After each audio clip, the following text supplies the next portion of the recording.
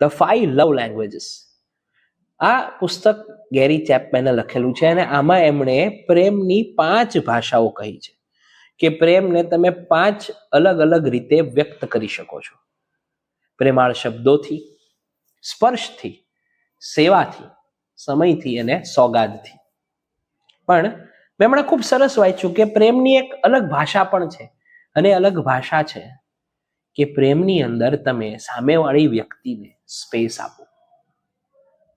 તમે જો એને સ્પેસ આપો છો તો એ સ્પેસથી એની અંદર રહેલી લાગણીઓ જે છે, એની જે કુંપળો ફૂટી રહી છે, એ કુંપળો છે એ એક વટવૃક્ષ બનશે. કારણ કે તમને ખ્યાલ છે કે એક ઝાડને ઉગવા માટે જગ્યા જોઈએ, તો આ પ્રેમ પણ એક એવું વૃક્ષ છે, એક એવું ઝાડ છે જેને ઉગવા માટે તમારે જગ્યા દેવી પડે.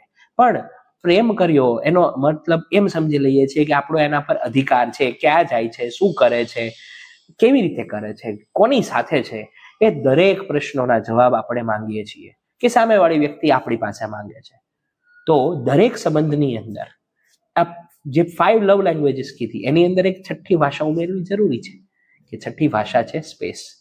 સામેવાળી વ્યક્તિને પ્રેમમાં તમારે જગ્યા આપવી ખૂબ જરૂરી છે. તો આ વાતને જાણવા જેવી, સમજવા જેવી અને લખી રાખવા જેવી ખરી.